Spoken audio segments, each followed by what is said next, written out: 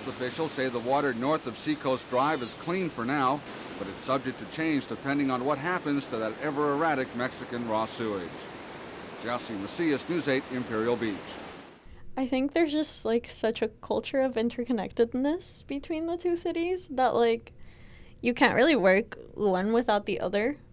I was born in San Diego, but then I lived in Tijuana up until I was 12. I did start school in San Diego at age 10, I believe.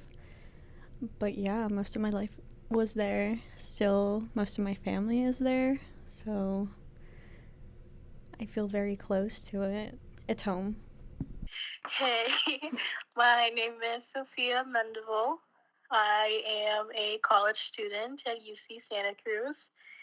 I was born in Tijuana, Baja California, Mexico. But for the past 5 years, I lived in San Diego. Was born in Tijuana. My parents emigrated from other states, Mexico City and Jalisco, but I was born and raised in Tijuana until middle school. That's when I moved to San Isidro. I did San Isidro Middle School, San Isidro High School, and eventually I moved to UCSD, La Jolla, and that's what I'm here right now. Well, the cool part about Tijuana is that there's like a lot of different cultures mixed into one. Not only the American culture, because we're in like a border town, but since so many people from around the world come here to either live or vacation or stuff like that, growing up, I got to meet a lot of people from like a lot of different cultures, which I feel like it opened my mind to like learning new things, compared if I lived in like a small town or something. Honestly, there's a lot of like culturally of helping each other out, and like if you see like someone who their car broke down in the middle of the street, you go and help them or stuff like that. Depending on where you go, it changes. Like if you go to El Centro and like La Revolucion, you end up seeing like a lot more like touristy things, a lot more like bars and clubs, and then like in the morning you see the, what do they call it, the zonkies. Like stuff like that that's clearly like catered to tourists because no one like that's from there actually cares. A zonky. Yeah. It's a, people say it's like a mix between a zebra and a donkey. It's not. It's donkeys painted as zebras. Oh. Yeah. Well, the thing about Tijuana is that it was a very small town when it like, the first people from middle and like South Mexico came here. So they didn't really prepare the sewage systems for like the amount of people that there are now, and they haven't really updated them. So at first, like the small like amount of people that would be dumping their sewage into the ocean it wasn't good either, but it wasn't as bad as it is today. And the population is like really, really, really, really like big now compared to like then. And they haven't really done anything to update the sewage or anything really. So yeah, that's mostly like the problem with that. So it's just like too much people for the original like system that they had. Billions of gallons of sewage-tainted water has flowed across the international border and out into the ocean in the past few months. The South County beaches were closed most of this year because of health risks, but the dirty water is also impacting air quality. Scripps Institution of Oceanography researcher Kim Prather says sea spray from waves is carrying bacteria out of the water and into the air. She says people are worried about the health threat, but that hasn't been studied yet. You can see it in the air, but what is physically getting into people in terms of respiratory? And so we're starting to look at, we want to start looking at hospital admissions, and we also are looking at what gets indoors. Well, I actually grew up in the beach area of Tijuana, so I do have a little bit of experience with the pollution. You can definitely see the difference in the water. Because all of the sewage, the toilet water, is dumped into the Playas de Tijuana water. So yeah, and you can often see that sometimes it like starts to go to the other side. even in like great weather, it starts like being too much, and it starts contaminating the U.S. side.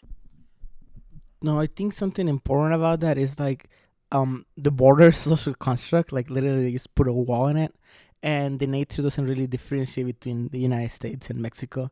Like there are birds that are crossing the border every day because they're just birds. They don't care, you know. And I think what I'm trying to say is like even nature, like you cannot just put a wall on the ocean and expect like the fishes to be like, oh, sorry, I cannot go because it's the United States. Um, and I think showing that shows like the connection between both sides. I know like there has been a lot of problems with pollution, especially during the 1980s. There was a lot of maquiladoras after the NAFTA. Yeah, I said NAFTA. Yes, the NAFTA agreement. A lot of corporations went to the border to mass produce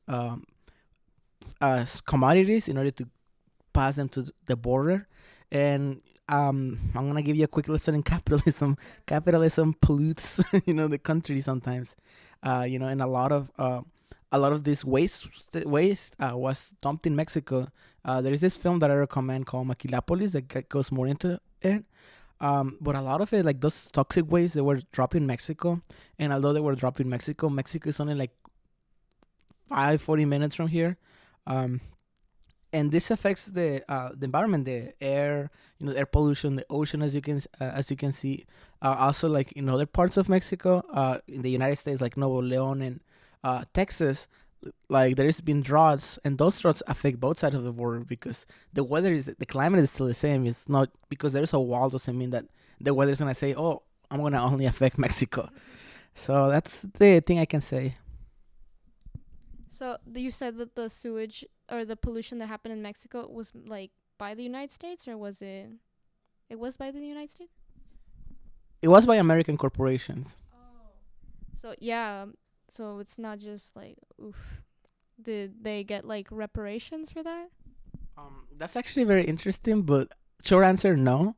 There was a group of mothers because also there's a lot of workers that are being exploited. I mean, if you're exposed to lead or radiation, you're gonna get some weird stuff in your body, And there was a group of mothers because actually, many of these companies target single mothers that are trying to make their kids survive.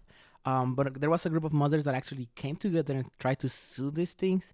They went to the Mexican government, to to the Secretary of Environment or something like that, and they said, "Oh, the person that did it, I guess the CEO, moved to San Diego," and they were like, "Oh, that's outside of jurisdiction. Like, unless he comes to Mexico, we cannot really do much." And then the American government is like, well, it's not the United States, so it's not a problem.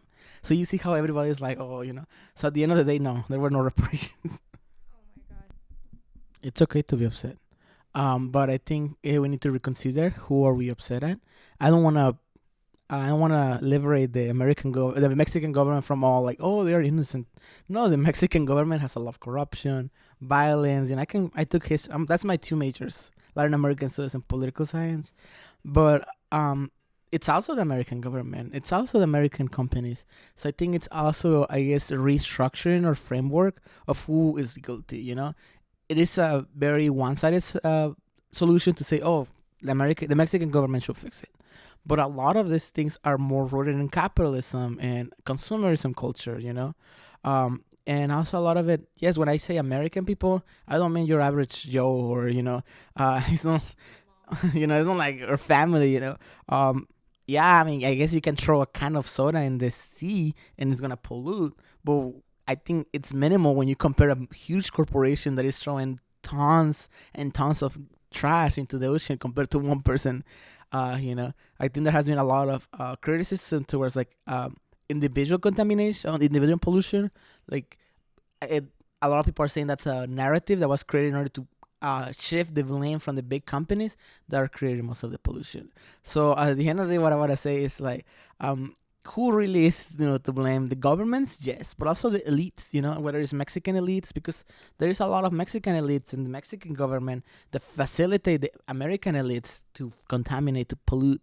So I see it also as a problem with capitalism and consumerism, and a lot of it also comes from like I guess sentiments of white supremacy. We are better than you. You are dirty. You're all of these things. So that's what I have to say. Like it's okay to be mad, just be mad at the right person. Yes, just to clarify, I'm not saying that all Americans are racist or anything like that. I think that's very divisive politics. But I think we all have privileges. We all have, intersectionality, right? And part of it is like, I guess, being an American citizen, regardless if you're white or not, also gives you a sense of privilege. For those who don't want to be drooled on, Imperial Beach may be the answer. It's a nice beach, it's kind of dirty, but it's still nice. Everybody goes surfing here. So. You get hounded by a lot of guys and stuff? No, not really. Not like Mission Beach or anything. Health officials say the water north of Seacoast Drive is clean for now, but it's subject to change depending on what happens to that ever-erratic Mexican raw sewage. Jesse Macias, News 8, Imperial Beach. Health risks are, researchers are trying to determine whether the airborne bacteria poses a risk like it does when bacteria is in the water. If there are health risks, it may lead to warnings about air quality when the weather churns up a lot of sea spray. Findings are published in the current edition of the journal Environmental Science and Technology. Eric Anderson, KPBS News.